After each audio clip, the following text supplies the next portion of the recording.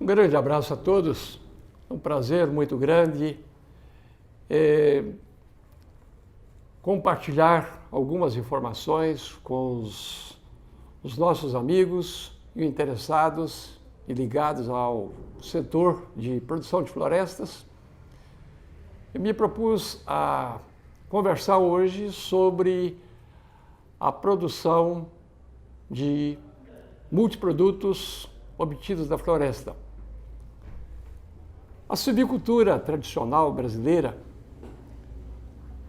ela se pautou na produção de florestas de rápido crescimento, um ciclo curto, 5, 6, 7 anos, voltada principalmente para a produção de celulose, energia, lenha carvão e produção de painéis. E desde a década de 70, 80 do século passado, as florestas, todas elas, tiveram um objetivo de produtividade, basicamente, sem se preocupar com a questão aí da qualidade de um produto com um maior valor agregado, como as madeiras nativas. Com o escasseamento das florestas nativas e uma conscientização da sociedade, além do aparato jurídico dos códigos florestais, o uso das madeiras nativas tornou-se mais limitado, mais restritivo, e a madeira nativa ela ficou com um uso bastante limitado. E não haveria nenhuma justificativa em se proibir o corte de florestas nativas se não houvesse a alternativa de produção de florestas de rápido crescimento. Aí temos eucalipto, temos pinos, temos cedro australianos, temos guanandi, temos teca, temos mogno africano, temos araucária e outras espécies que vêm sendo utilizadas em plantio em grande escala, numa substituição às espécies nativas que foram utilizadas até o século passado. Então, as florestas de rápido crescimento, elas objetivavam principalmente a alta produtividade e, num segundo momento, os setores mais especializados, como o setor de celulose, buscou uma qualidade da madeira, questão de diminuição do teor de lignina, aumento de alguns produtos interessantes na produção de celulose e seus derivados. E o setor de painéis, ele tem também lá suas exigências. No caso de produtos sólidos, somente no final do século passado, início desse século, é que a madeira de reflorestamento ela ganhou o seu maior destaque e sua maior importância. No momento atual, quando o Brasil está saindo de uma crise econômica brava, com índices econômicos muito baixos, então a madeira ela se apresenta como um dos componentes aí para ajudar no agronegócio e tem um papel muito importante para formar o nosso produto interno bruto, o nosso PIB, e o que tem salvado as questões que estão limitando no nosso crescimento econômico. Basicamente, elas estão ligadas ao agronegócio e, nesse contexto, as florestas plantadas têm um papel muito importante. Cabe ressaltar que a produção de florestas com alto valor agregado, e quando digo alto valor agregado, eu quero dizer que Hoje, por exemplo, o custo da madeira para energia, ela está na faixa de 30, 40, 50 reais o metro cúbico, enquanto a madeira serrada ela está na faixa de 700, 800 reais o metro cúbico em condição in natura. Então, é um valor agregado significativo e, para tanto, além dos aspectos silviculturais que são dispensados para a produção de celulose, energia e painéis, as madeiras utilizadas para obtenção de produtos com alto valor agregado, no caso, por exemplo, da indústria moveleira, onde se utilizam tábuas, peças serradas, no caso da construção civil, no caso de estruturas, no caso de dormentes, no caso de postes e outros usos, a madeira vem ocupando espaço muito importante, levando-se em consideração que é um produto natural, renovável, certo, em todo o seu ciclo, e tem um valor agregado bastante elevado, como já foi ressaltado. Infelizmente, não faz parte da cultura do brasileiro a questão aí de manejar a floresta nos ciclos mais longos. Se as florestas eram produzidas em ciclos mais curtos para a produção de celulose, energia e painéis, 5, 6, 7 anos, agora nós estamos falando em 15, 20, até 30 anos, onde nós teríamos madeiras com maiores diâmetros, madeiras com qualidade que é exigida para o produto final que se pretende. Então, nesse caso, além dos tratos silviculturais normais, nós precisamos de fazer os chamados desbastes. O que seriam os desbastes? Nada mais, nada menos do que a retirada de indivíduos que vão comprometer a sobrevivência e o crescimento daqueles melhores indivíduos que vão ficar para o ciclo final. Então, no caso especificamente de eucalipto, nós temos utilizado desbaste a partir de 5, 6, 7 anos, onde retiramos a metade das plantas utilizadas no plantio normal, e aos 10, 11 anos fazemos uma segunda retirada a ponto de sobrarem, ao final do ciclo, algo próximo de 300 árvores. Essas 300 árvores, elas terão um diâmetro superior a 30 centímetros e mais ou menos 20 metros de comprimento de área para serraria.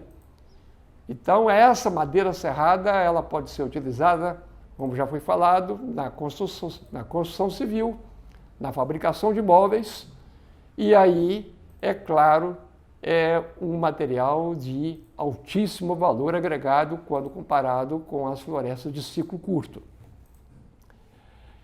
Então, o desbaste é um fator fundamental, porque o diâmetro ele é um componente muito importante na fase de processamento para obtenção de peças serradas. Além do desbaste, é importante que se faça um outro procedimento complementar, que nós chamamos de desrama. A desrama nada mais, nada menos do que a retirada dos galhos inferiores, evitando-se principalmente a formação de nós, que são considerados defeitos fundamentais nos produtos serrados. Então, hoje, uma madeira serrada, sem nós, ela tem 30%, 40%, 50% de um valor superior a uma madeira que apresenta nós. O nó, então, é um defeito que é facilmente removido no processo de formação da árvore, que vai gerar a madeira, a peça serrada, e esse defeito ele é retirado quando o processo de crescimento da árvore ele fica privado da presença dos galhos que vão gerar a inserção, certo? Os galhos eles se apoiam no tronco principal da árvore e vão formar os nós.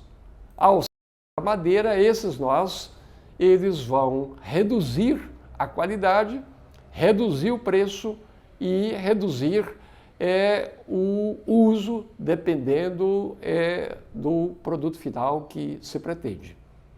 Então, em resumo, nós podemos dizer que a floresta ela pode ser manejada para usos múltiplos. Se eu quiser para celulose, onde a madeira vai ser transformada em cavacos, aí a questão do nó ela não é um fator limitante. O mesmo acontece para a energia e o mesmo acontece para a questão aí de cavacos e outros produtos onde a madeira ela vai ser triturada e o nó não é um fator limitante.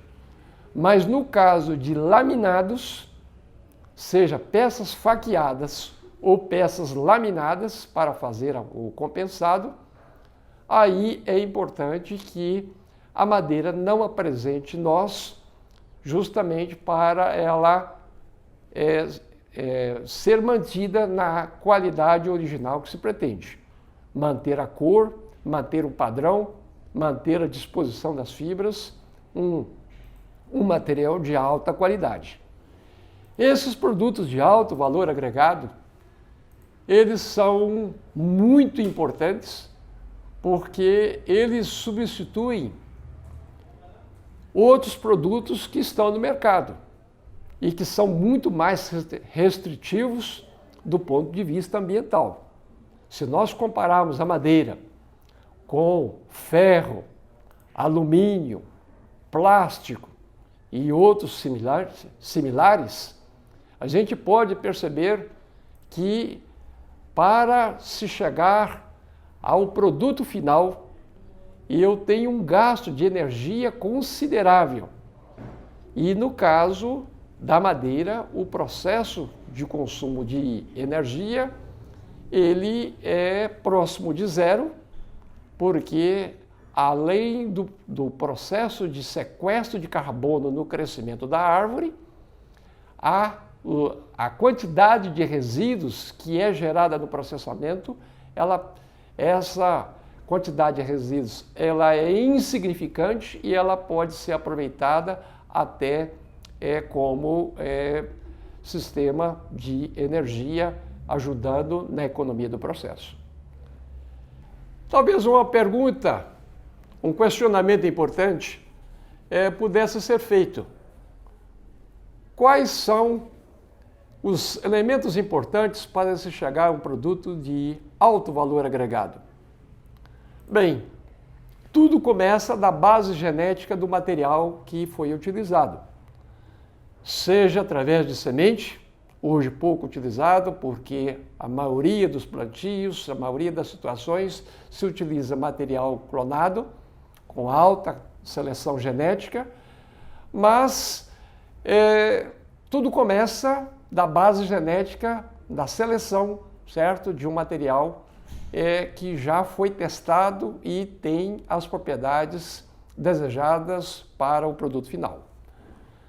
Além dessa base genética, nós temos a questão aí dos fatores ligados à questão aí de qualidade do solo, disponibilidade de água, adubação complementar, tratos culturais, controle de insetos, principalmente formigas e cupins, controle de plantas invasoras, evitando a matocompetição, e Um cuidado que é dispensado à floresta é o mesmo cuidado que é dispensado a qualquer cultura. Então, hoje, a silvicultura, que é a ciência que trata das florestas, que está ligada à produção de florestas, a silvicultura é interpretada como uma ciência equiparada a qualquer atividade agrícola.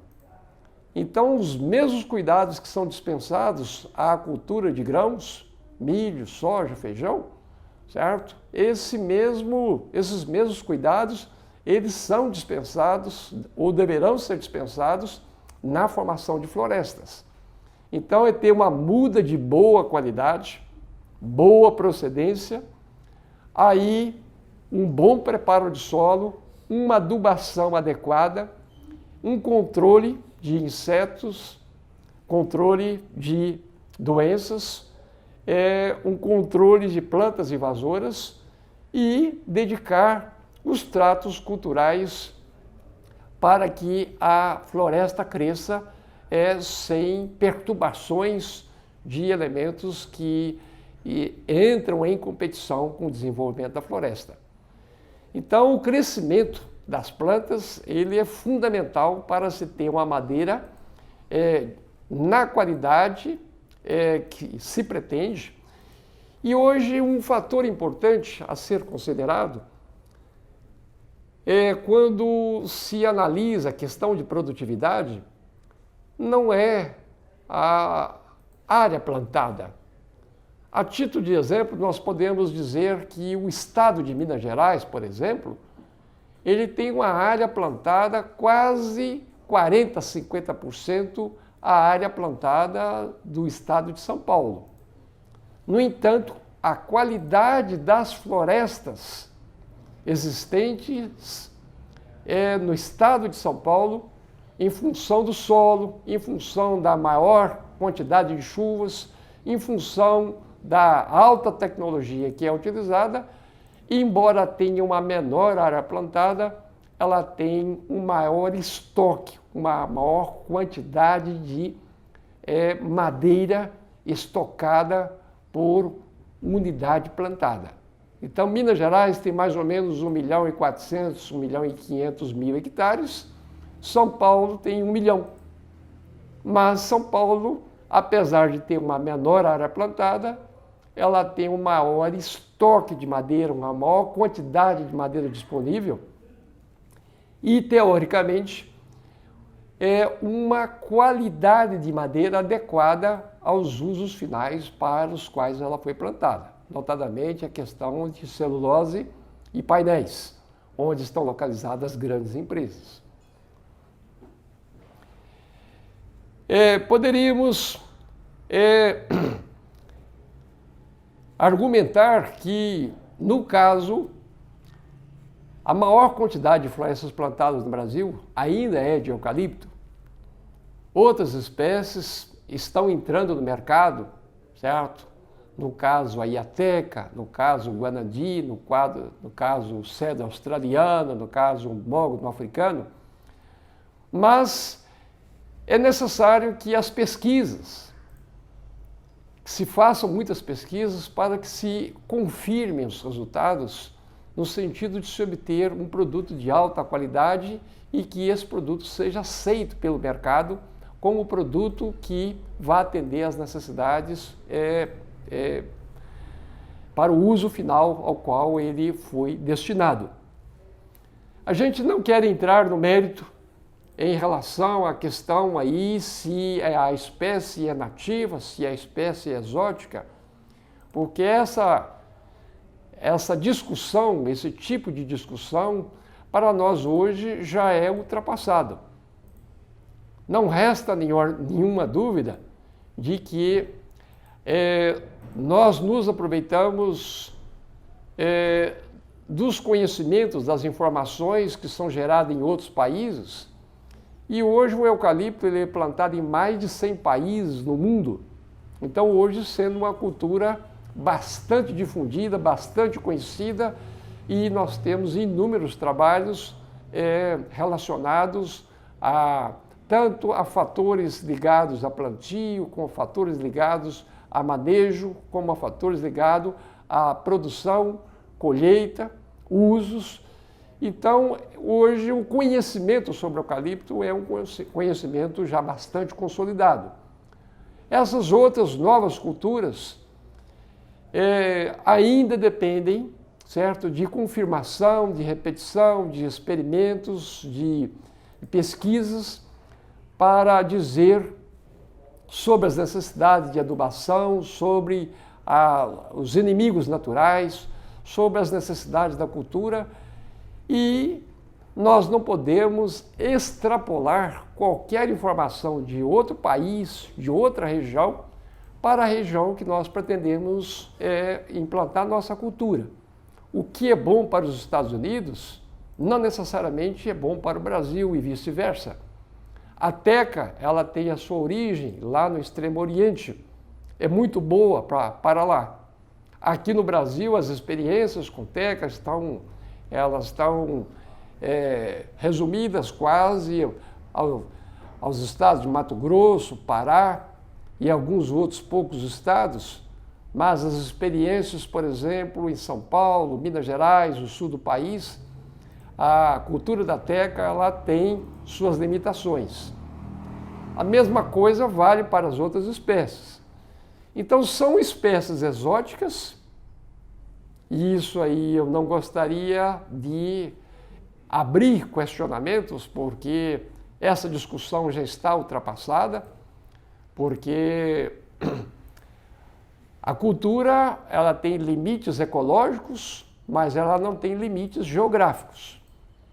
Se nós nos basearmos naquilo que comemos, naquilo que bebemos, nas nossas frutas, nos nossos cereais, nós vamos chegar à conclusão que pouquíssimas espécies são espécies nativas. E nem por isso essas espécies exóticas que utilizamos, arroz, milho, feijão, tomate, batata, laranja, alface, coisa desse tipo, todas elas são exóticas. E não há nenhuma restrição em relação ao uso. E no caso do eucalipto, certo? É uma espécie exótica, mas ela se adaptou muito bem no Brasil e ela é plantada em mais de 100 países. Então aí, se nós realmente queremos que a madeira ela ocupe o lugar de destaque que ela merece, nós precisamos dispensar as plantas, as florestas na fase de formação, na fase de maturação, na fase de colheita, na fase de processamento, todos os cuidados necessários para se ter um produto de qualidade pretendido. Então, o uso múltiplo da floresta é uma questão muito importante e isso precisa ser definido ainda na fase de planejamento do processo de implantação da floresta. Quando eu vou implantar a floresta, seja para energia, seja para celulose, seja para serraria, é preciso que o meu objetivo final seja definido para eu utilizar os procedimentos necessários para eu ter um produto de qualidade.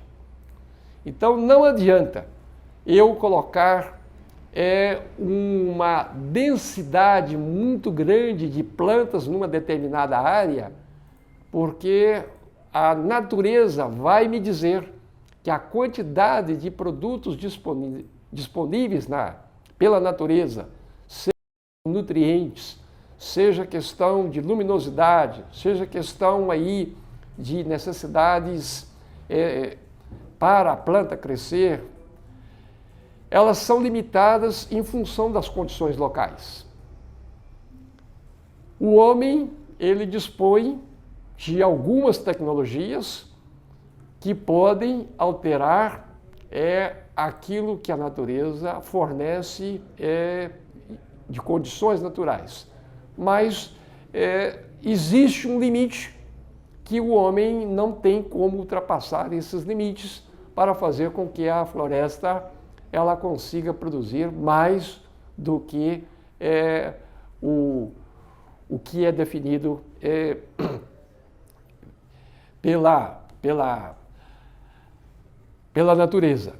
Então, eu posso utilizar de alguns procedimentos que foram citados, a questão do desbaste, a questão da desrama para produtos de alto valor agregado, e posso garantir a todos vocês, certo, que o futuro ele passa justamente por esse caminho. O Brasil é muito carente de florestas de crescimento mais longo, porque isso não faz parte da nossa cultura. Nós estamos acostumados com florestas de ciclo mais rápido, celulose, energia, painéis, e as necessidades elas são sempre crescentes. Tá? Em sendo proibido o corte e o uso de florestas nativas pelas próprias restrições que nos são impostas, seja pela lei, seja pelas nossas necessidades de manter as florestas naturais para as futuras gerações, então nós precisamos pensar que a silvicultura de florestas plantadas de ciclo longo são, sem dúvida alguma, a alternativa que se apresenta mais viável, independente do tamanho da propriedade. Então, hoje o mercado, eu posso lhes garantir que é um mercado franco, aberto. A Europa, ela não dispõe de madeira em quantidade e qualidade que nós temos, e os procedimentos que nós utilizamos aqui no Brasil já são procedimentos consagrados pela tecnologia em todo o mundo. E posso garantir a todos que a floresta bem manejada é um ótimo negócio, uma ótima oportunidade. É nos momentos de crise que surgem as oportunidades. Exercita-se a criatividade e a oportunidade aparece. Um grande abraço a todos. Meu nome é José de Castro Silva. Eu sou professor aposentado aqui do Departamento de Engenharia Florestal da Universidade Federal de Viçosa, mas continuo ligado e sintonizado com o setor florestal. Hoje milito na área de direito ambiental e temos um escritório de advocacia ambiental. O meu e-mail para contato é o mesmo e-mail que utilizava na universidade, jcastro@ufv.br. O meu telefone é 31 DDD 3891 6618.